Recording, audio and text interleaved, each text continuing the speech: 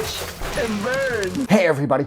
So tonight I would like to discuss, this is Life of Crime 2 is how I will frame this. There are technically 3 of these, but this one covers everything from the beginning, the original Life of Crime, right through to the documentary's conclusion in 2020.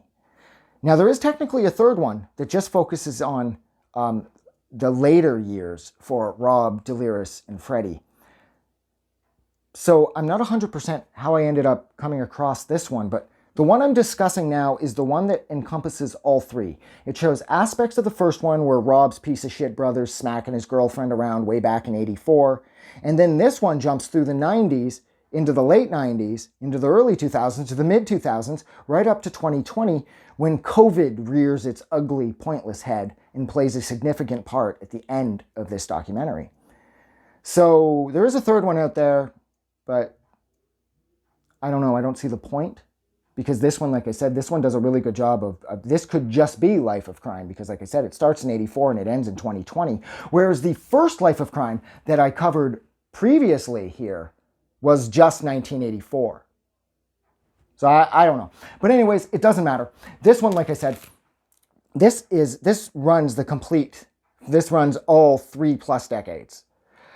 And this is, I think the best way to sum this up is this is just further down the spiral. Deliris, she weighs like 90 pounds and she's shooting a lot of heroin and she's taken to tricking, of course, to pay for it. And I don't know, it's really sad because when Rob gets out of prison in this one, he has nobody. Like, he is just completely alone. And then when Freddie gets out of jail, he has a family. And the documentary filmmaker, fuck, I can't remember the name of the guy that made this, John Alpert, I think. He points it out. He's like, yo, man, when Rob got out, he had nobody. And Freddie's like, oh, that sucks, dude. He's like, I don't know what to say. And he's like, yeah, man, you got a lot of people that care about you. And he does. Because Freddie had like so much family around him. It's the same with Deliris. Deliris had a ton of family around her. But Rob had nobody. And there's one part in this when Rob, at the hour mark, when Rob is at that abandoned piece of shit building and he's so high he can't even sit up. That had to be one of the most affecting things that I've ever seen in a documentary, is Rob, like he can't even sit up straight and he just keeps slumping over on the ground because of the strength of the drugs. And one of his buddies he's like, yo, man, how many bags did you do today, dude? And he's like, this is exactly how it's going to end for him. They're going to find him out here in one of these buildings dead one day. And then, of course, that doesn't happen because from that point, things seem to improve for Rob. When we first saw him, he got a job working at a car dealer. And then he gets another job working at some retail store where he's doing really well because his parole officer goes around to see him. And Rob is doing incredibly well. Rob's working hard. He loves the job. He feels like he's a part of something. And there's actually a lot of hope at this point. Freddie gets out of prison. He's got his family there. And he seems to be sort of reconnecting with his kids and everything. But then, unfortunately, Freddie has to go for an HIV test, of course, because he was sharing needles. And this, of course, was the late 80s, early 90s at this point, when AIDS was rampant. And he finds out that he is, unfortunately, HIV positive. And so it's like, so for every glimmer of hope, it's just fucking extinguished by a tidal wave of shit for these people.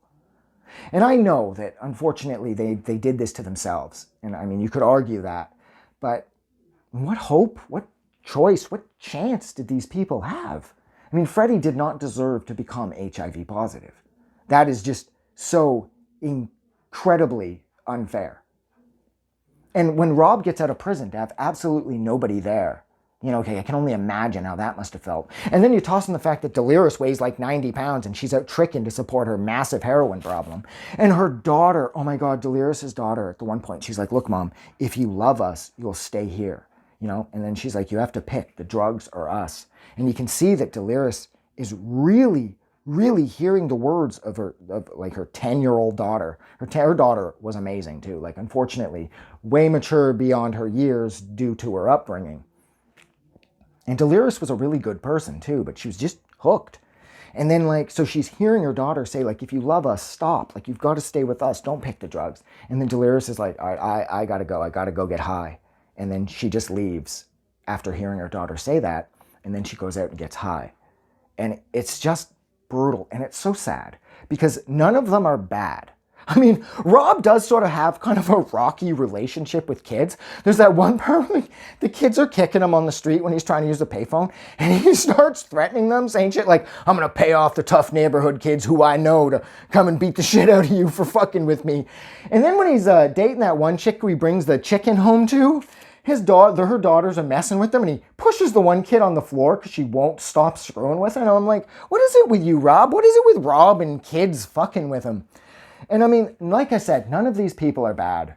They're just hopeless. And I mean, Freddie's parole, too. I thought his parole officer was a little rough when he was like, you can't stay in the house you're staying in with your friends and family because they're all drug users. He's like, I don't care. You have to leave, and I don't care if it burns through all your savings. You have to find somewhere else to live. And I understand where the parole officer's coming from, but Freddie is also like a lifelong drug addict. You know inevitably he's bound to relapse. And he has no money because he has no education. He has no work experience because no one will hire him because he's a thief who steals to support his drug habit. And here's the parole officer, a gainfully employed civil servant, saying, I don't care if it burns through all your fucking savings, bud. You're not living there anymore. And it's like, it's just so cruel to treat people like that. And I understand where the parole officer's coming from, but I mean, Freddie doesn't have shit. You can't take what little money he has and expect him to find somewhere to live. It's not feasible. It's not doable. And yeah, I mean, they all die, unfortunately. Freddie overdoses. He has a decent-sized funeral with his family and friends. And Rob dies, and there's nobody there. Rob is found in his apartment after decomposing considerably. You see his decomposed body in the morgue. And he died as the result of taking a hot dose. So there was nobody there for Rob. And then, tragically, the most tragic part of this is Deliris dies from an overdose after being sober for 13 years.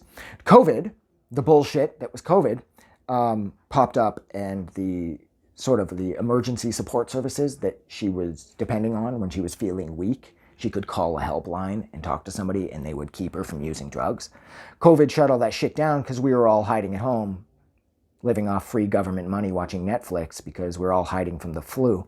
And so unfortunately, there was nobody there to take her call, and a $5 bag of drugs killed her. So that concludes this documentary with all three of the subjects who had been there since 1984. Come 2020, all three of them were dead. And yeah, so I'm going to leave it there. So thank you so much for hanging out with me for, Jesus Christ, way too long, a little over 8 minutes, while I discussed the incredibly harrowing and effective and moving and memorable documentary, Life of Crime 2. Like I explained at the start, it's a little messy. I'm framing this as 2. Like always, if you like this review or you like this documentary, don't forget to do something nice for somebody. But most importantly, please don't forget that the world is actually a better place because you're in it. Like always, I'm getting out of here because I'm starting to cook. Have a good night.